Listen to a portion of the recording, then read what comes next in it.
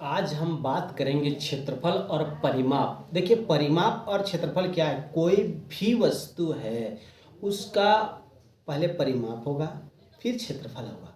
देखिए, अगर मान लिया जाए एक कमरा है ना, तो वो लंबाई और चौड़ाई में देखा जाता है। अगर कोई घर बना रहा है तो उसकी लंबाई देखेगा और चौड़ाई देखेगा। तो आज हम लोग बात करेंगे तो इस पर, परिमाप और क्षेत्रफल पर। तो परिमाप और क्षेत्रफल पे हम एक एक चीज़ पर गौर करेंगे। और सबसे पहले हम लोग देखेंगे, सबसे आसान अगर होता है तो है आयत। अब आयत होता क्या है तो समझ लीजिए कि इसकी परिभाषा अगर हम बोलें तो इसकी परिभाषा है कि आमने सामने की भुजाएं क्या होती हैं, बराबर, उसे हम आयत कहते हैं। ये भी एक चतुर्भुज होता है, लेकिन ये चतुर्भुज का मतलब होता है ना कि जिसकी आमने सामने की भुजा क्या होंगे, बराबर। जब आमने सामने की भुजा बराबर होंगे तो इसे हम क्या कहेंगे, आयत। चलिए हम बना कर देखते हैं कि आयत बनता कैसे है और इसके क्या क्या सूत्र होंगे, कैसे बनेंगे। एकदम आसान तरीके से एक बार पढ़िए, फिर आपको कभी भी कोई कमरा का भी आप निकाल सकते हो। अभी आप लोगों ने देखा होगा कि एक राजमिस्त्री क्या करता है कि बनाता है ना, तो किस आधार पर वो ढलाई करता है, किस आधार पर आपको रेट लेता है। मान लो प्लस्तर कर रहा है तो सिर्फ आयत के आधार पर, है ना, लंबाई गुनी चौड़ाई के आधार पर वो आपसे चार्ज लेता है। तो समझ लीजिएगा ये कि सामान्य जिंदगी में कितने हमको इसका जरूरत पड़ेगा। चलिए देखते हैं। समझिए, ये परिमाप और हमको क्या पढ़ना है, क्षेत्रफल। समझ लीजिए, आज हम लोग पढ़ेंगे आयत। क्या पढ़ेंगे, आयत। तो समझ लीजिए, आमने सामने हमने क्या कहा, जिस किसी आकृति की आमने सामने की भुजाएं क्या होंगी, बराबर। तो समझ लीजिए कि ये एक आकृति है, इसकी क्या हो गई, ये आकृति है ना, तो इसकी ये भुजा के सामने, आमने सामने, इसका सामने ई हुआ और इसका सामने ई हुआ, तो इसको हम लोग क्या कहेंगे, अब इसका सामने ई है, इसका सामने ई है, तो ये आमने सामने की भुजा। समझिए बात को फिर से। आयत का मतलब क्या हुआ कि जिस किसी आकृति का आमने सामने का भुजा क्या होंगे, बराबर, उसे क्या कहेंगे हम लोग, आयत। अब आयत की क्या है वो सबसे पहले जान लीजिए। आयत के अंतर्गत आयत का हम लोग क्या निकालेंगे, परिमाप। समझ लीजिए पहले, फिर हम लोग आयत क्या निकालेंगे, क्षेत्रफल। फिर हम लोग क्या निकालेंगे, इसका विकर्ण। अभी विकर्ण का है तो याद रखिएगा कि इसके ऐसे जो भुजाएं जाएंगे ना, ये रेखा जो जाएगी एक दूसरे को मिलाएगा, इसे हम क्या कहेंगे, विकर्ण। समझे ना बात को, कोई समझिए एक बात को। देखिए, ये जो आकृति है ना, फिर से एक बार हम लोग परिभाषा देखेंगे कि आयत किसे कहेंगे, जिसकी आमने सामने हो गया ना, आमने सामने की भुजाएं क्या होंगी, बराबर, उसे क्या कहेंगे हम लोग, आयत। चलिए, आयत ये तो बन गया। अब इसको हम लोग बनाएंगे एक प्रश्न के तौर पर। देखिए, इसके तीन चीजें दिया रहेंगे। देखिए, तीन चीजें बनाना, इसको अभी बाद में बात करेंगे। अगर इसका परिमाप दिया है तो इसकी ये दिया रहेगा और ये दिया रहेगा। इसकी क्षेत्रफल ज्ञात करना है, फिर भी ये दिया रहेगा और ये दिया रहेगा, मतलब इसकी मान दिया रहेगा। अब अगर हम विकर्ण निकाल रहे हैं तो मान इसका दिया रहेगा और इसका, तो विकर्ण ऑटोमेटिक निकल जाएगा। पाइथागोरस हम लोग पढ़ चुके हैं, पाइथागोरस एक बार देख लीजिएगा, समझ में बहुत जल्दी आ जाएगा। चलिए इसको हम लोग देखते हैं। सबसे पहले एक उदाहरण के तौर पर हम लोग देखते हैं। उदाहरण क्या देखेंगे कि एक आयत है।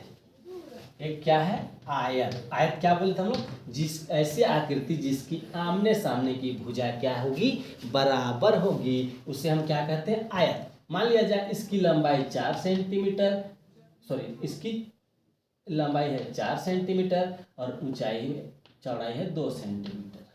समझ लीजिएगा। तो हमको क्या निकालना है, सबसे पहले हमको परिमाप। तो आयत है ना, तो आयत है, तो आयत का क्या चीज दिया है, लंबाई 4 सेंटीमीटर, चौड़ाई 2 सेंटीमीटर। अब हम देखिए, इसी से हम निकाल लेंगे। अब इसका हम क्या निकालेंगे, आयत। आयत का, चलिए इसको इससे करें, ये आयत समझ लीजिए। आयत का परिमाप बराबर क्या आता है, 2 लंबाई जोड़ चौड़ाई। समझ लीजिएगा, ये 2 कहाँ से आया, तो याद रखिएगा 2 इसकी भुजाएं, आमने सामने की भुजाएं से 2 सूत्र वगैरह याद आता है। 2 तो 2। अब ध्यान दीजिए, लंबाई कितने इसके, 4, चौड़ाई कितने हैं, 2, इसको जोड़ दीजिए, 4 2 6, 6 दूनी कितने हो गए, 12। परिमाप आ गए 12। कहाँ दिक्कत है, कोई दिक्कत ही नहीं होगा। चलिए, ये तो परिमाप हुआ। अब हमको क्षेत्रफल निकालने हैं, तो आयत लिखेंगे, आयत।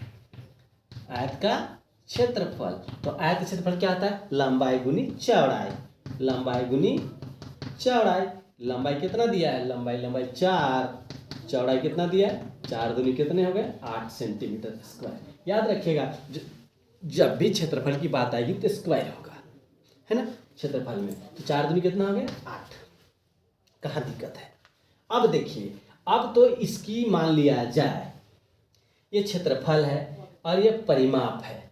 तो कभी कभी प्रश्न में ऐसा रहता है कि परिमाप दिया रहेगा तो एक भुजा नहीं दिया रहेगा, क्षेत्रफल दिया रहेगा तो इसकी एक ऊंचाई नहीं दिया रहेगा, चाहे लंबाई नहीं दिया रहेगा, चाहे चौड़ाई नहीं दिया रहेगा। तो इसमें भी हम लोग को थोड़ा सा कन्फ्यूजन होता है, लेकिन उस भी दूर करता है। देखिए मान लिया जाए, चलिए इसकी एक भुजा 9 दिया रहे और यहाँ इसका क्षेत्रफल दिया रहे, किसका, इसका क्षेत्रफल दे दिया है, मान लो यहाँ पर दे दिया है, कितना दे दिया, कुछ भी 144 सेंटीमीटर, 164 सेंटीमीटर समझ लीजिए, इसका पूरा 64 सेंटीमीटर स्क्वायर दिया है, इसका क्षेत्रफल दिया है ना।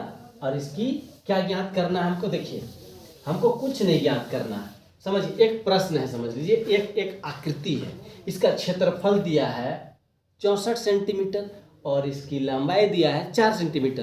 तो हमको इसको चौड़ाई निकालना है, लंबाई गुनी चौड़ाई, इसको हमको चौड़ाई निकालना। तो चौड़ाई कैसे निकालेंगे, तो देखिए सीधा बात, अगर क्षेत्रफल ही दिया है तो हमको क्या लिखेंगे, आयत का, समझिए आयत का क्षेत्रफल बराबर लंबाई गुनी चौड़ाई, समझना बात को। तो क्षेत्रफल कितना दिया है, इसको बराबर की इधर 64, लंबाई कितने 4, चौड़ाई कुछ दिया है तो चौड़ाई ही लिख दीजिए, या मान भी रख सकते हैं। तो क्या होगा, अब काटिए इसको, 4 एका 4, यहाँ 2 बचा, 4 छक 24, समझ गए ना,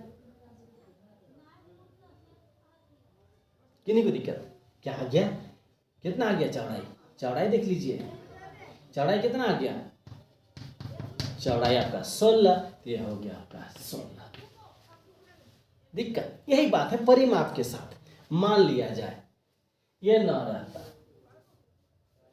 और इसका परिमाप दिया रहे 22, समझ लीजिए इसका परिमाप दिया रहे 22, हम बनाएंगे कैसे, तो हमको फिर वही सूत्र प्रयोग करना है, कौन सा, कि आयत का परिमाप बराबर क्या आता है, 2 लंबाई जोड़ चौड़ाई। तो भैया परिमाप कितना 22, 2 तो 2, लंबाई कितने 4, चौड़ाई कितना कुछ नहीं, दिक्कत नहीं ना। चलिए अब देखिए क्या करना है इसको, तो ये कितना आ गया, 4 दूनी कितना आ गया 8, तो चौड़ाई बराबर कितना आ गया 22/8, 8 से इसको भाग देंगे, 8 से अगर हम इसको भाग देते हैं तो कितना, 2 से काटिए, 2 एका 2, 2 चौके 8, इसको 4 दूनी 8, 3 बचा 3 ऊपर, चल ऐसे भाग दे दीजिए सीधा 4 को 11 से, तो 4 दूनी 8 का बचा 3, 3 ऊपर 4 चल नीचे चला गया, दिक्कत नहीं, ये तो बनेगा इसकी। अब हम लोग देखेंगे किसका परिमाप और क्षेत्रफल तो देख लिए, अब इसका हम विकर्ण देखेंगे। चलिए एक आयत है और इसका एक विकर्ण ऐसा बना हुआ है ना, एक विकर्ण बना है और ये दिया आपको 4 सेंटीमीटर और ये दिया है 3 सेंटीमीटर, उल्टा लिख दे रहा हूं मैं, इसको ले लीजिए 4 सेंटीमीटर, इसको ले लीजिए 3 सेंटीमीटर, 3 सेंटीमीटर में हम लोग लेंगे, समझना बात को, इसको हम लोग 4 सेंटीमीटर, इसको ले लेंगे 3 सेंटीमीटर। अब हम क्या देखिए, ये तो आपका लंबाई हो गया, अब चौड़ाई कितना है देखिए, तो 3 सेंटीमीटर।